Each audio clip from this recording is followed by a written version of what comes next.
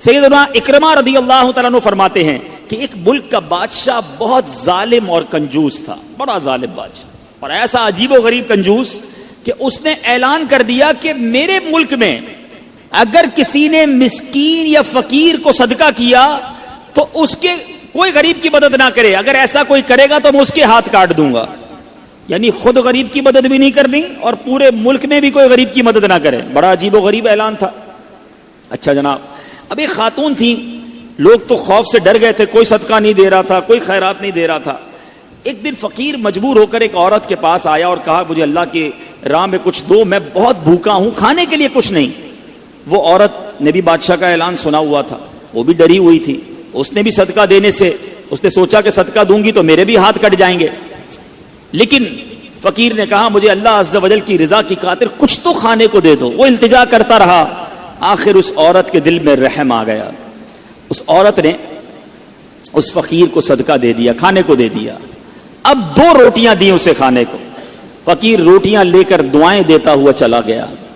بادشاہ کو پتا چل گیا کہ ملک میں ایک ایسی عورت ہے جس نے کسی فقیر کو صدقہ دیا. اس نے اپنے بندے بھیجے اور اس خدا ترس رحم دل عورت کے دونوں ہاتھ کاٹ دیے گئے.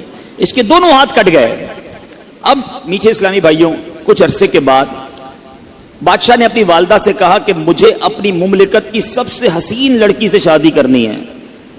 اس کی ماں نے جب معلومات کروائی تو پتا چلا پورے ملک میں ایک لڑکی سب سے زیادہ حسین ہے، مگر اس میں ایک خامی یہ ہے کہ اس کے دونوں ہاتھ نہیں ہیں. اس نے بادشاہ سے کہا. بادشاہ نے لڑکی کو دیکھا، اسے پسند آئی، اس سے شادی کر لی اور وہ عورت اب ملکہ بن گئی. جس نے 2 روٹیاں صدقہ کی، ہاتھ کٹ گئے، اب وہ بادشاہ کی زوجہ بن گئی. بڑی زندگی آرام سے گزرنے لگی، مگر ایک اور امتحان اس کی زندگی میں باقی تھا. پھر کیا ہوا کہ کیونکہ اور بھی اس کی بیویاں تھیں بادشاہ کی، نئی نویلی دلہن کے ساتھ بادشاہ بہت وقت گزارتا، بڑی نوازشات کرتا. دوسری جو بیویاں تھیں وہ حسد کرتی تھیں. ایک مرتبہ بادشاہ طویل عرصے کے لیے ملک سے باہر گیا تو بادشاہ کی بیویوں کو اچھا موقع ملا. انہوں نے بادشاہ کو خط میں لکھا کہ تمہارے پیچھے تمہاری جو بیوی ہے، نئی دلہن جو ہے، وہ برے کام کرتی ہے، اس کا کردار اچھا نہیں. بادشاہ نے بغیر کسی تحقیق کے حکم دے دیا کہ میری بیوی کو اٹھایا جائے اور جنگل میں پھینک دیا جائے. محل سے نکال کر جنگل میں پھینک دو. اب وہ عورت جنگل میں پہنچ گئی. بیابان جنگل تھا. اس کا ایک بیٹا بھی ہو گیا تھا بادشاہ سے. اب اتنی دیر میں میرے میٹھے اسلامی بھائیوں، وہ عورت اس جنگل میں نہر میں پانی پینے کے لیے جھکی تو اس کے ہاتھ سے وہ بچہ بھی پانی میں گر گیا. زور زور سے رونے لگی. بچہ بھی پانی میں ہے، دونوں ہاتھ بھی نہیں ہیں. پکارے تو کسے پکارے؟ اچانک 2 خوبصورت نوجوان آئے. انہوں نے کہا کیوں رو رہی ہیں؟ کہا میرا بچہ پانی میں چلا گیا ہے. اس نے فوراً اس نوجوان نے آگے جا کر اس بچے کو پانی سے نکالا. کہا اور آپ کو کچھ چاہیے تو بتائیے، کوئی اور آپ کی خواہش ہو تو بتائیے، کچھ اور آپ دعا کرنا چاہیں. تو اس عورت نے کہا کہ میرے ہاتھ مجھے واپس مل جائیں. ان نوجوانوں نے دعا کی، اللہ تعالیٰ نے دونوں ہاتھ بھی اسے واپس کر دیے. اب ان نوجوانوں نے اس عورت کو کہا کہ آپ جانتی ہیں ہم کون ہیں، ہم دونوں کون ہیں؟ تو عورت نے کہا میں تو نہیں جانتی، البتہ یہ معلوم ہے آپ کی برکت سے میرا بچہ بھی مل گیا، میرے ہاتھ بھی واپس آ گئے. وہ 2 نوجوان کہتے ہیں ہم تیری وہی 2 روٹیاں ہیں جو تو نے غریب سائل کو دی تھی. صدقہ اللہ کی راہ میں خرچ کرنا کب کہاں کام آتا ہے. اس عورت کو 2 روٹیوں کے بدلے 20 روٹیاں نہیں ملی. حضرت رابعہ بصریہ کو 20 روٹیاں ملی تھی. ہو سکتا ہے کوئی کیلکولیشن کرنے والا کہے یار میں 1000 روپے دوں گا 1 لاکھ روپے مل جائیں گے. نہیں ملے، مگر اس کو ہاتھ واپس مل گئے، بچہ واپس مل گیا. کیا معلوم مجھ پر اور آپ پر کوئی بلا آنے والی ہو، کوئی مصیبت آنے والی ہو، کوئی بیماری آنے والی ہو، اگر اللہ کی راہ میں صدقہ دیں، کسی غریب کی مدد کریں اور اس کے دل سے دعا نکلے اور اللہ کریم ہم سے وہ مصیبت کو ٹال دے تو اے میرے میٹھے اسلامی بھائیوں، مدنی چینل کے ناظرین، بعض اوقات جب صدقہ اور خیرات کی بات آتی ہے تو بعض لوگوں کے ذہنوں میں یہ بات آتی ہے میں تو خود غریب ہوں، میں تو خود پریشان ہوں، میں تو خود نوکری کرتا ہوں، میں تو خود کرائے کے گھر میں رہتا ہوں، ارے میں صدقہ اور خیرات کیسے دوں؟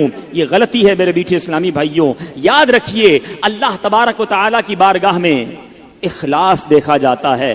رب کی بارگاہ میں کوانٹٹی نہیں، کوالٹی دیکھی جاتی ہے. کوئی لاکھوں صدقہ کرے, اخلاص نہیں, اس کے صدقے کا کوئی فائدہ نہیں. کوئی 1 روپیہ صدقہ کرے اور اللہ کی رضا کے لیے اخلاص کے ساتھ کرے, کیا معلوم وہی روپیہ اس کی مغفرت کا ذریعہ بن جائے. تو نیت بارگاہ الہی میں دیکھی جاتی ہے. یہ گویا اللہ سے کاروبار ہے. اس کو خرچ کرتے وقت دل میں ملال نہ لانا. اللہ نے تھوڑے دیے ہیں, تھوڑے خرچ کرتے رہو. جب وہ زیادہ عطا فرمائے زیادہ خرچ کرتے رہو. اللہ کی راہ میں خرچ کرتے رہا کرو. وہ رب کریم تمہارا ملٹی پلائی کر کر بہت زیادہ بڑھا کر تمہیں عطا فرمائے گا. صلو علی الحبیب صلی اللہ تعالی علی محمد. مجھے اپنی اور ساری دنیا کے لوگوں کی اصلاح کی کوشش کرنی ہے انشاءاللہ. دنیا میں ہم کسی کو کوئی پیسے دیں کہ بھئی یہ میرے 50,000 روپے ذرا رکھ لو, اور تھوڑے دنوں بعد میں اس کو کہوں یار وہ جو میرے 50,000 تھے اس میں سے 5,000 دے دو, یہ صاحب مجھے 5,000 واپس دے دیں. انہوں نے مجھ پر کوئی مہربانی کی نہیں نا. پیسے میں نے دیے, میرے ہی پیسے تھے, اور 50 پیسے میں نے 5 ہی مانگے ہیں. اچھا میں اس 5,000 پہ اس کو شاباش بھی دوں, تحفہ بھی دوں, خوش بھی ہو جاؤں, تو لوگ کہیں گے کمال ہے یار, اپنی پیسے تھوڑے سے لے کر پھر کس بات کی خوشی ہے, پھر کس بات کا انعام ہے. ٹھیک ہے نا, کوئی کمال نہیں ہے اس بندے کا جس کے پاس ہم پیسے رکھوا کے ہمارے ہی پیسے اس میں سے بھی تھوڑے لے لیں. میرے رب کی شان دیکھیں کہ مال کون دیتا ہے, اللہ دیتا ہے. اچھا اللہ اپنے مال میں سے فرماتے میری راہ میں خرچ کر لو. اچھا ہم خرچ کر بھی لیں تو کمال کیا کیا, دیا اسی نے تھا. بلکہ مزے کی بات بتائی کہ صرف مال نہیں دیتا, مال تو بہت سو کو دیا ہے, پھر اللہ خرچ کرنے کی توفیق بھی اللہ ہی دیتا ہے. دنیا میں سے بہت سارے لوگ ہیں جن کو اللہ نے بہت دیا ہے, توفیق نہیں دی ہے, اربوں پتی ہیں, زکوٰۃ نہیں نکلتی ہے. نفلی صدقات کی بات تو بعد میں آئے گی نا, جو فرض ہے جو ضروری ہے دینا وہ نہیں نکلتا کیونکہ توفیق نہیں ہے, دل نہیں چلتا. سبحان اللہ, مال بھی رب دے, توفیق بھی رب دے, اور بندہ کچھ خرچ کر لے تو انعام بھی ربی عطا فرماتا ہے, جنت کی نعمتیں بھی رب عطا فرماتا ہے. بلکہ ایک جگہ تو رب نے فرمایا قرآن میں ہی, ہے کوئی جو اللہ کو اچھا قرض دے, قرض حسنا. بڑی عجیب بات ہے کہ یار رب کو قرض کون دے سکتا ہے, جب مال ہی رب نے دیا ہے تو اللہ کا مال ہے. اللہ فرماتا ہے کوئی جو میری راہ میں خرچ کرے, اللہ فرماتا ہے کوئی جو اللہ کو قرض دے. اس کا مطلب کیا ہوا؟ علماء نے بڑی ڈیبیٹ کی اس پر, یہ لفظ قرض کیوں لایا گیا. تو اس کے پیچھے علماء نے جو ریزن بیان کیا کہ دنیا میں جب آپ کسی کو تحفہ دیتے ہیں نا تو واپسی کی امید نہیں ہوتی اور رکھنی بھی نہیں چاہیے. تحفے کا مطلب تو آپ نے دے دیا نا, گفٹ ہے. کچھ لوگ تو تحفہ دے کر بھی امید رکھ رہے ہوتے ہیں, آج میں نے دیا ہے دیکھو کل کیا دے گا. تحفہ بھی غرض کے ساتھ, تحفہ بھی کنڈیشن کے ساتھ. تحفہ کنڈیشن کے ساتھ نہیں ہوتا. گفٹ دیا تو دیا, اچھے دل سے دیا کرو. تو لیکن جب آپ قرض دیتے ہیں نا تو آپ کو پتا ہوتا ہے یہ واپس آنا, جبھی تو قرض ہے. آپ تو کنڈیشن بھی لگاتے ہیں, چیک بھی کرتے ہیں, کس کو دے رہا ہوں, واپس دے گا نہیں دے گا. اللہ اکبر. فرمایا جو رب نے قرآن میں فرمایا نا, ہے کوئی جو اللہ کو اچھا قرض دے اور اللہ اس کو پھر بڑھا کے لوٹائے گا. تو اس کا مطلب یہ ہے کہ دینے والا اللہ کی راہ میں یقین رکھے کہ جو میں دے رہا ہوں یہ مجھے ضرور واپس ملے گا, اور جتنا دیا اتنا نہیں ملے گا, اللہ اپنے کرم سے اس کو بڑھا کر واپس لوٹائے گا. نبی پاک علیہ السلام فرماتے بے شک صدقہ کرنے والوں کو صدقہ قبر کی گرمی سے بچاتا ہے, اور بلا شبہ مسلمان قیامت کے دن اپنے صدقے کے سائے میں ہوگا. جب سایہ نہیں ہوگا, جب بہت گرمی ہوگی, جب بڑی تپش ہوگی, سوچو صدقہ کرنے والا کتنا خوش نصیب ہے. اور وہ اور خوش نصیب ہے جو روزانہ کچھ دنوں کے بعد جب موقع ملتا ہے دیتا ہی رہتا ہے. میرا سایہ بڑا ہو جائے, میں اس گرمی میں کہیں تپش پہ مارا نہ جاؤں.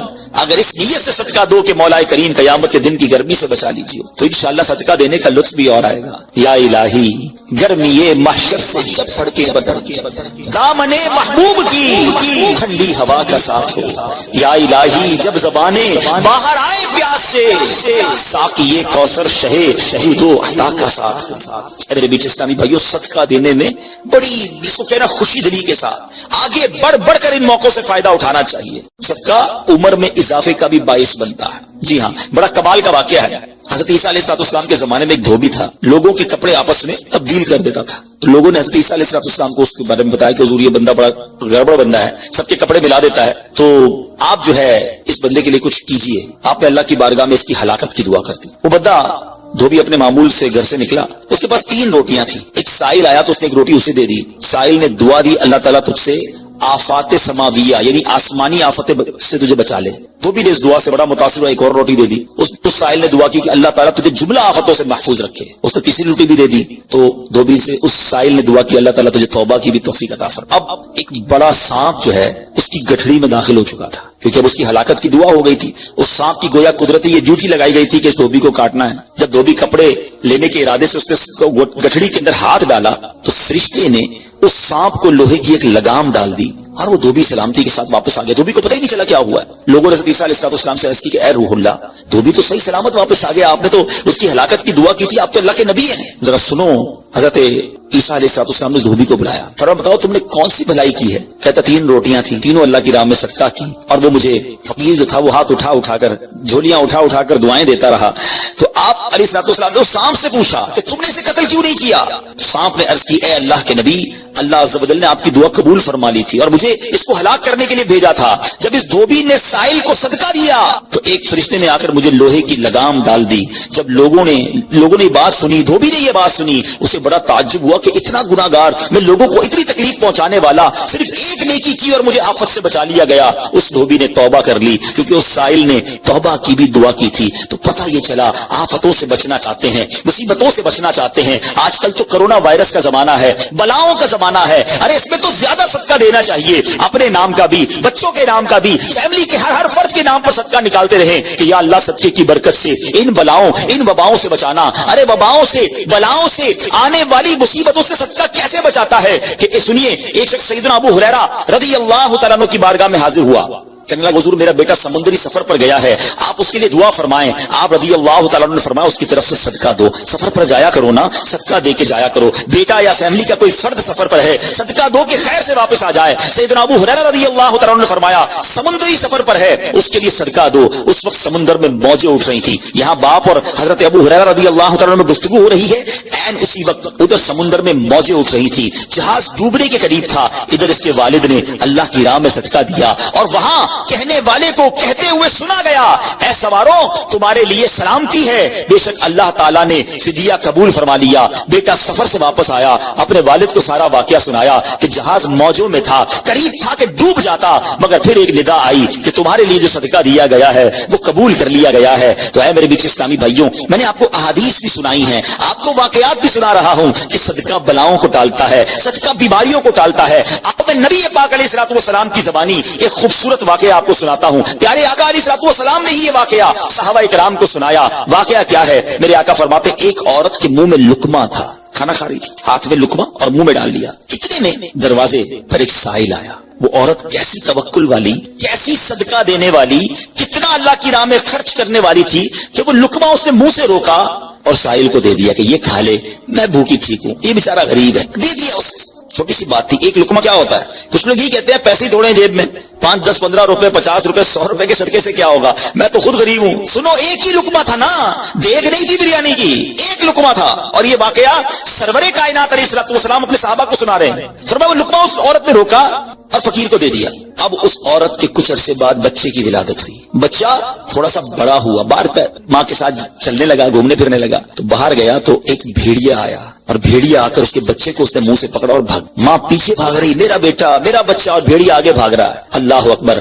اللہ تبارک و تعالی نے ایک فرشتے کو حکم دیا کہ بھیڑیے کے پیچھے جاؤ, اس کے منہ سے بچہ چھین کر لاؤ اور اس کی ماں کے حوالے کر دو, اور ماں کو کہہ دینا اللہ عز و جل نے تم پر سلام بھیجا ہے اور فرمایا ہے کہ یہ لقمے کے بدلے لقمہ ہے. بات آئی سمجھ میں؟ اپنا لقمہ جو تم نے میری راہ میں دیا تھا, بھیڑیے کے لقمے سے تمہارے بیٹے کو بچایا ہے تمہارے رب نے, اللہ نے سلام بھیجا ہے. اے میرے بیچ اسلامی بھائیو, یہ حدیث بتا رہی ہے کہ گناہ نیکی جو تھوڑی سی بھی ہو نا وہ ضائع نہیں کی جاتی, وہ اللہ کے یہاں محفوظ ہے. جمعے کے خطبے میں ایک حدیث سنتے ہیں, البر لا یبلا والذنب لا ینسا والدیان لا یموت. سن لو, نیکی پرانی نہیں ہوتی, گناہ بھلایا نہیں جاتا, اور فیصلہ کرنے والا جو رب عز و جل ہے اسے موت نہیں آتی.